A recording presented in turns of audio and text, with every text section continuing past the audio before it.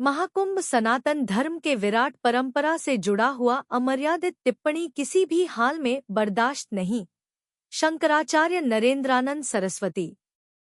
वाराणसी 80 डुमराव बाग colony स्थित काशी सुमेरु पीठ के शंकराचार्य स्वामी नरेंद्रानंद सरस्वती ने गाजीपुर सांसद अफजाल अंसारी द्वारा मादक नशा पदार्थ गांजा पर दिए बयान की कड़ी आलोचना करते हुए बताया कि करोड़ सनातनी हिंदुओं के लिए कुंभ आस्था का केंद्र है।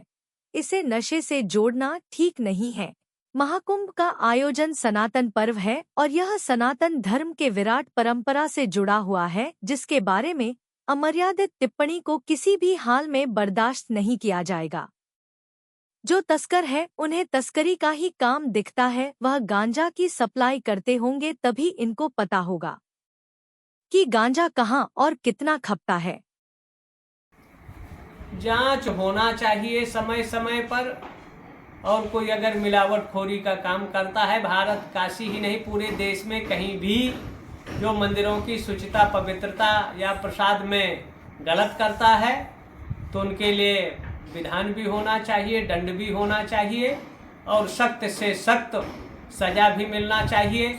जांच करना कोई बुराई नहीं है, क्योंकि आप रेलवे में जाओ तो आपका आरडी मांगा जाता है, हाई कोर्ट जाओ, सुप्रीम कोर्ट जाओ, वहाँ भी आरडी मांगते हैं, हवाई जहाज में जाओ तो आरडी। तो अगर ये जांच हो रही है तो कोई आस्था पर प्रहार नहीं है। ठीक है, सरकार को जांच करना चाहिए, अच्छा कार्य है।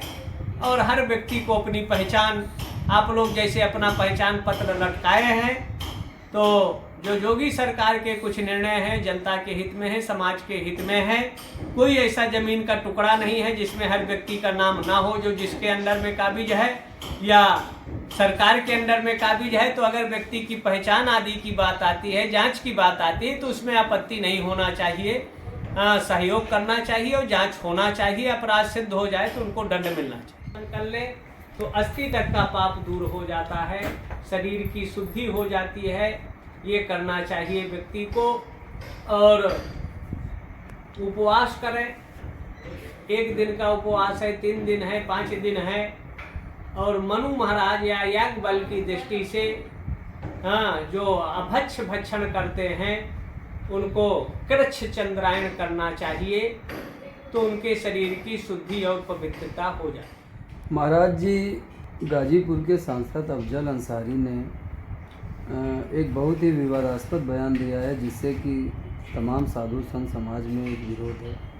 उनका कहना है कि अगर एक ट्रक भर के भी गांजा अगर कुंभ में भेज दिया जाए तो खप जाएगा। तो इस बात को महाराज जी आप किस प्रकार से देखते हैं? ये धार्मिक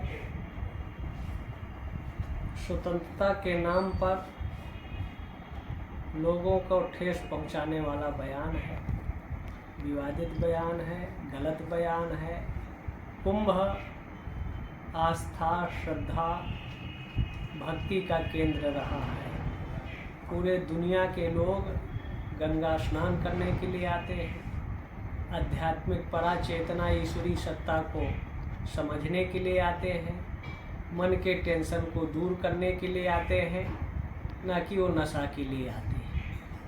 अधिकतर साधु संत नशा नहीं करते, वहाँ कल्पवास करते हैं, 1 मास तक उपासना करते हैं, कल्पवासी भी आते हैं। लेकिन जो तस्कर होता है उसको तो अपना लक्ष्य दिखता है। तो ये गांजे की जो फ्री करने की मांग कर रहे हैं, तो इनका नार्को टेस्ट होना चाहिए, इनकी जांच होना चाहिए कि ये गांजा या और विभिन्न तरह के मादक पदार्थों के तस्करी में तो लिप्त नहीं है। इस देश के 5%, 7% जो जनप्रतिनिधि हैं वो नशे का तस्करी कर इस देश के युवाओं का भविष्य नाश करते हैं। नशा से किसी का उत्कर्ष या विकास नहीं होता, इसलिए कुंभ या भारत नशा मुक्त होना चाहिए। नशा का केंद्र नहीं है मेला, वो तो शुद्ध आध्यात्मिक चेतना का आधार है। महाराज जी, अगर अपवाद ही कहा जाए तो कुछ भगवाधारी जो चिलम वगैरह पीते देखे जाते हैं, उन्हीं की वजह से ऐसा बदनाम होता है। क्यों ऐसा होता है महाराज जी की ऐसी चीज़ें हो रही है?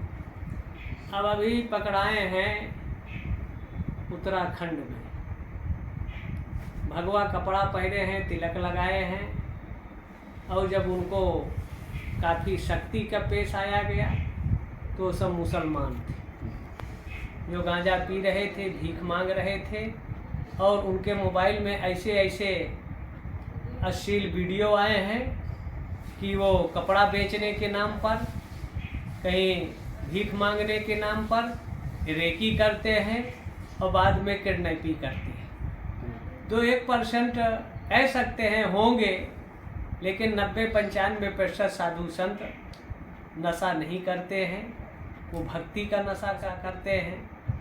और प्रायः ये सब कुंभों में नहीं होता है, लेकिन अब हर आदमी स्वतंत्र है, सुर्खियों में रहने के लिए उल जलूल बयान देता है।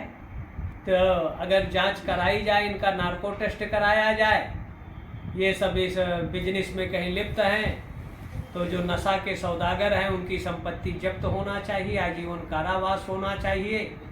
और शुद्ध आध्यात्मिक क्षेत्र है, नशा का काम वहाँ नहीं होता है, ना होगा। वो शुद्ध सात्विक श्रद्धा का केंद्र। महाराज जी, इस समय एक विवाद और चल रहा है। बालाजी तमाम हिंदुओं की आस्था का गढ़ है, वहाँ के प्रसाद में कुछ तथाकथित आपत्तिजनक वस्तुएं मिली हैं, क्या कहेंगे गुरुजी? कैसा, किस प्रकार से? हिंदुओं को पहला काम तो सरकारी मंदिरों में धन देना नहीं चाहिए, और जिस दिन भारत का हिंदू ये करना बंद कर देगा, मंदिरों में पैसा ना देकर अपना फल ले जाएं, ड्राई फ्रूट ले जाएं, या अपने घर का बनाया हुआ प्रसाद ले जाएं, भगवान को अर्पण करें।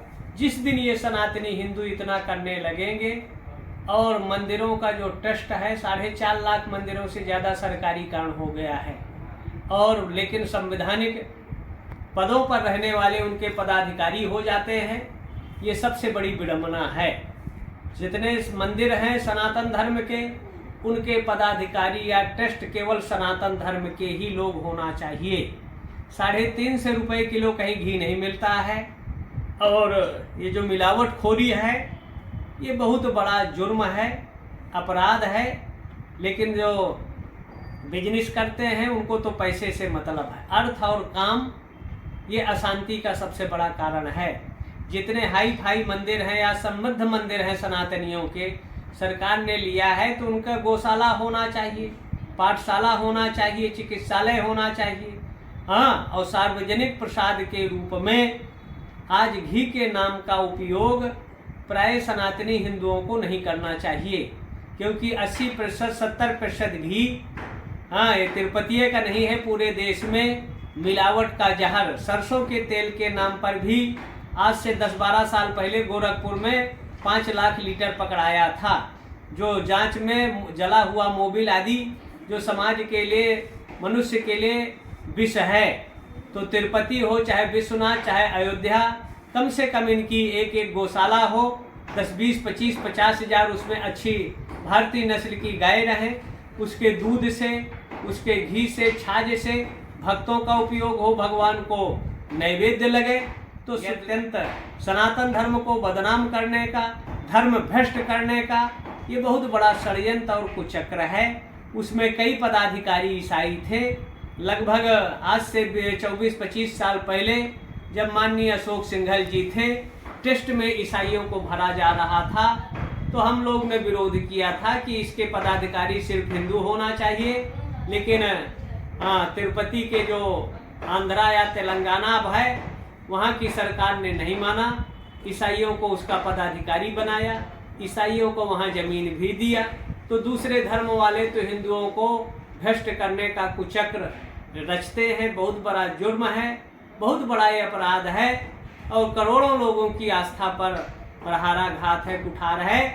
ऐसे लोग जो मिलावट करने वाले हैं, पहला काम तो इनकी संपत्ति जब्त करना चाहिए, और इनको चौराहों पर फांसी पर लटकाना चाहिए, जिससे भविष्य में कोई ऐसी जुर्रत न कर सके, धर्म भ्रष्ट लोगों को न कर सके, और जनता सचेत हो जाए। ये अरबों खरबों का रुपया जो हिंदू देती है, उससे अधिकारी या सरकारें उसका दुरुपयोग करती हैं।